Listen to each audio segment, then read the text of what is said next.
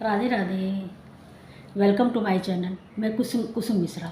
आज के इस वीडियो में मैं आपसे श्रावण मास में जो हरियाली तीज है उसके बारे में थोड़ी सी जानकारी आप सभी से शेयर करना चाहूँगी। जैसा कि प्रिय दर्शकों, आप सभी को मालूम है कि इस समय चतुर्मास चल रहा है और इसमें 4 महीने तक लगातार व्रत उपवास का बहुत ही अधिक महत्व भी होता है और कई व्रत त्यौहार पड़ते हैं और इस समय ये व्रत त्यौहारों का ही महीना चल रहा है। तो इसमें अभी देखिए ये हरियाली अमावस थी और उसके पहले प्रदोष था और उसके बाद शिवरात्रि थी, आदि त्यौहार थे। उसी श्रृंखला में आज जो है आज का जो मैं वीडियो बना रही हूँ वो आने वाली 26 तारीख को हरियाली तीज है। तो इस हरियाली तीज में हमें क्या करना चाहिए, हमें किस देव की पूजा करना चाहिए और कैसे हम पूजा आराधना करें जिसमें कि हमें अधिक से अधिक पुण्यों की प्राप्ति हो। तो इसी श्रृंखला में आपसे मैं आगे बताना चाहूँगी कि हरियाली तीज इस समय तीन रूप में आती है। नंबर 1 पे तो सबसे पहले ये हरियाली तीज है जिसे कि मधुश्रवा तीज भी बोलते हैं और इसके बाद कजरी तीज आएगी और उसके बाद में हड़ताल का तीज आएगी। तो माताएं बहनें इसको बड़ी ही उल्लास से करती हैं। कहीं कहीं प्रचलन इस छोटी तीज का बहुत अधिक होता है, कहीं कहीं उसका हड़ताल का तीज का होता है, कहीं कहीं कजरी तीज का होता है।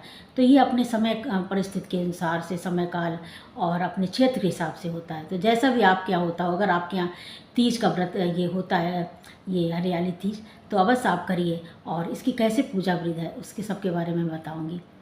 तो सबसे पहले आपको क्या करना, प्रातःकाल उठ करके जैसे कि आप प्रतिदिन करती हैं, जल्दी से जल्दी ब्रह्म मुहूर्त में उठ करके नहा धो के उसके बाद आप सूर्य को जल देती हैं, तुलसी माता को जल देती हैं और प्रतिदिन की तरह इस दिन भी आप वैसे ही पूजा करिए जैसे प्रतिदिन करते हैं शिव पार्वती की भी। तो और इसके बाद आप पूरे दिन निराहार व्रत रहिए। वैसे नियम तो होता है कि बिना जल के, लेकिन फिर आप जैसे भी रह पाएँ, निर्जला भी रख सकते हैं और फलाहार भी कर सकते हैं। उसमें फल में आप दूध है, फल है आदि भी ले सकते हैं, परंतु इसमें अन्न और नमक नहीं लेना चाहिए। तो इसको इस पूरे दिन व्रत रहने के बाद और प्रदोष काल में आपको उनकी पूजा आराधना करनी है। तो इसमें भगवान भोलेनाथ की, शिव परिवार की ही पूजा आराधना होती है। तो इसमें हमें क्या करना चाहिए कि प्रदोष वेला में ही पूजा करना चाहिए, क्योंकि भगवान शिव का कोई भी व्रत होता है उसमें प्रदोष वेला का बहुत ही अधिक महत्व होता है। हर व्रत उपवास में प्रदोष काल में ही, जैसे सावन का सोमवार है जो महिलाएं भी रह रही हैं, मंगला गौरी का है, प्रदोष है, आदि जितने भी शिव के व्रत होते हैं तो उसमें प्रदोष काल में ही पूजा होती है। क्योंकि मेन कारण ये होता है कि प्रदोष टाइम में माता पार्वती के सहित भगवान भोलेनाथ पृथ्वी में विचरण करते हैं और वो भक्तों को जब पूजा करते देखते तो अति प्रसन्न होते हुए उनको बदले में बहुत ही अधिक आशीर्वाद देते हैं। तो इसलिए हमें उस दिन भी शाम के समय प्रदोष वेला में पुनः स्नान ध्यान करने के बाद आप पार्थिव शिवलिंग बनाना, आपको शिव परिवार पूरा ही बनाना है। तो इसके लिए मिट्टी आप कहाँ से लाएंगे? मिट्टी किसी भी स्थान की आप स्वच्छ जगह की मिट्टी लेंगे और उसका पहली परत जो है वो हटा देना चाहिए। और पीपल के वृक्ष के नीचे की भी मिट्टी बहुत अधिक पुण्य वाली होती है, तो वहाँ से भी आप ले सकते हैं। परंतु ये ध्यान रखना है कि इसमें गणेश जी का भी निर्माण किया जाता है, तो इसमें हमें तुलसी जी के पास के गमले की मिट्टी नहीं लेना चाहिए।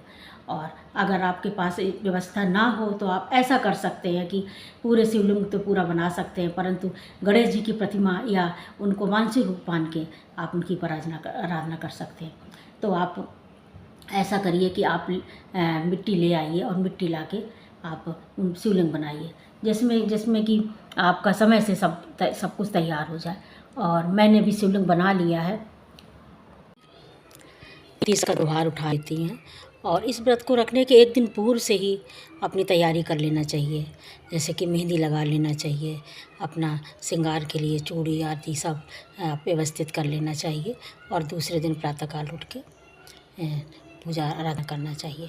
और जैसा कि जिन महिलाओं को ससुराल में बहुत तकलीफ़ है, जो नवविवाहिता हैं, लड़कियां हैं ससुराल में, उनको कोई नहीं अच्छे से रख रहा है या उनको कोई तकलीफ़ है, तो इस व्रत को रखने से उनके सौभाग्य में, सुख समृद्धि में बढ़ोतरी होती है।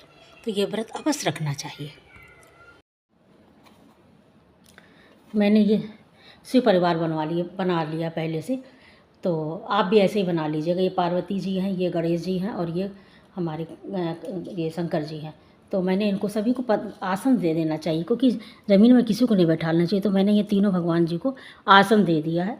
तो इसमें सबसे पहले मैंने गणेश जी को यहाँ विराजमान किया और उसके बाद मैंने शिव जी को यहाँ पर विराजमान कर लिया और उसके बाद मैंने ये गौरा जी को विराजमान कर लिया। तो अब मैं पूजा स्टार्ट करती हूँ। इससे पहले मैं सामान बता दूँ। ये देखिए, ये रोली है, ये चंदन है, ये मैंने कपूर रखा है, एक मैंने पहले जोत जला ली, जोत के नीचे भी मैंने चावल का आसन दिया है और ये धूप बत्ती जला के पहले से ही रख ली। ये शिव श्रृंगार का सामान है। ये माता पे गौरा जी पे समर्पित होगा। ये थोड़े से पुष्प हैं। ये मैंने थोड़ी सी चीनी रख ली है, क्योंकि पूजा तो अभी 2 दिन बाद है, तो मैंने ऐसे ही सॉल्ट में सब रख लिया। ये पंचामृत बना लिया। ये जल रखा है, ये तिल और ये सब है, ये फल है। तो हालांकि इसमें जो है उसका घेवर चढ़ता है, तो आप व्यवस्था बन सके तो आप घेवर बना लीजिएगा, मंगा लीजिएगा, जैसा भी आप कर सकें। तो पूजा स्टार्ट करते हैं। तो पूजा कैसे स्टार्ट करनी है? सबसे पहले मुझे गणेश जी को, हर पूजा में गणेश जी को जल दिया जाता है। देखिए, शॉर्ट में आप ये समझिए कि जब भी कोई घर में आता है तो हम क्या करते हैं, सबसे पहले उसको हम पैर धुलाते हैं। तो मैंने पैर धुलवाए। मतलब कुल मिला के पंचोपचार विधि से आपको पूजा करनी है। ओम गंगणेशाय नमः, ओम गंगणेशाय नमः, ओम गंगणेशाय, ओम शिवाय नमः, ओम शिवाय नमः, ओम शिवाय नमः, ओम शिवाय नमः, ओम शिवाय नमः। और इसके पहले मैं भूल गई हूँ, सबसे पहले मुझे संकल्प लेना चाहिए कि मैं ये व्रत ले रही हूँ। तो पुष्प और ये सब ले करके मैंने संकल्प लिया कि मैं, मेरा ये नाम में ये स्थान है और मैं इस कामना से पूजा करना चाह रही हूँ।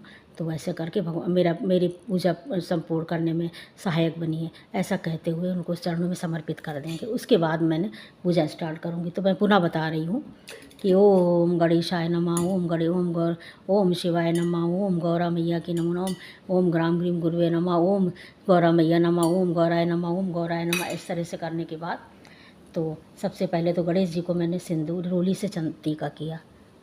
उसके बाद इनको माँ को सिंदूर या रोली से ही करेंगे। ये ध्यान रखना, जो कि कुंवारी कन्याएं अगर कर रही हैं तो वो रोली लगाएंगी पर सिंदूर नहीं लगाएंगी माँ गौरे के। और इनके भोले बाबा को मैंने ये, इनको भी तिलक किया, इनको मैंने त्रिपुंड बना दिया। उसके बाद ये अक्षत इनको समर्पित किए, शिवाय नमः, ओम शिवाय नमः। उसके बाद मैंने पुष्प समर्पित किए।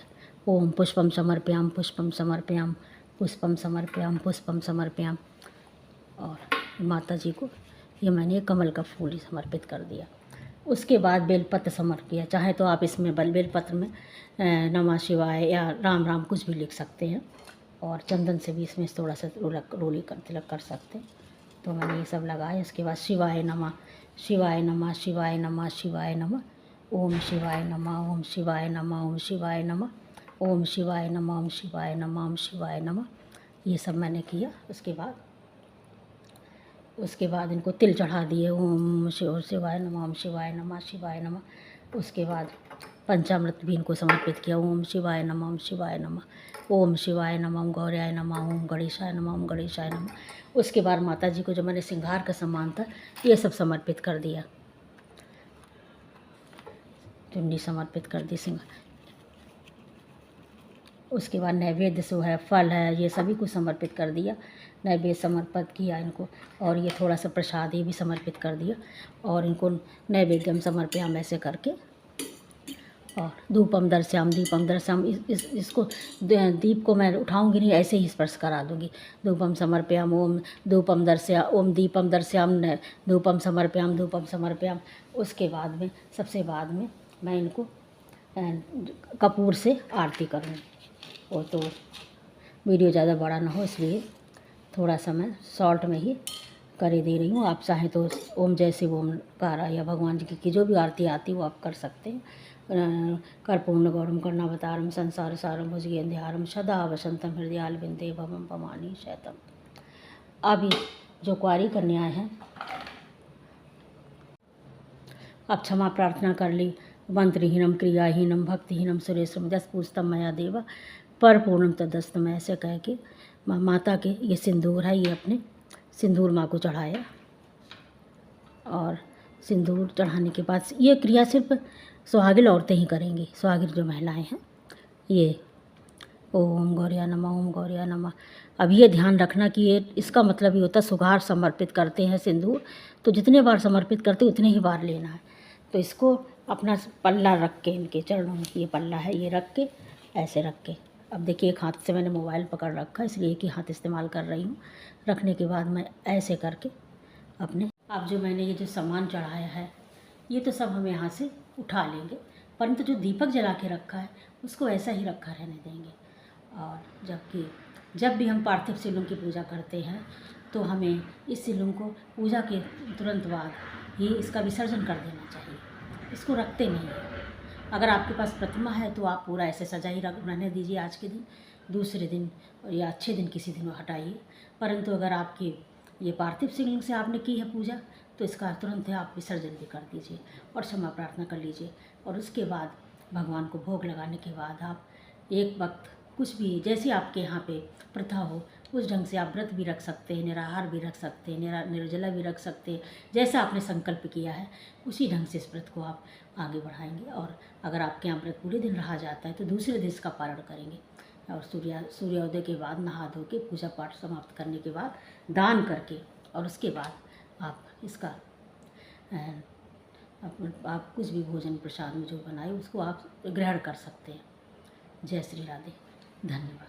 तो हमारे इस वीडियो को लाइक अवश्य कर दीजिएगा, कमेंट करिए, शेयर करिए, और इसके साथ ही जो भी नए लोग आए हुए हैं हमारे चैनल पे तो वो हमारे चैनल को सब्सक्राइब अवश्य कर दें। जय श्री राधे।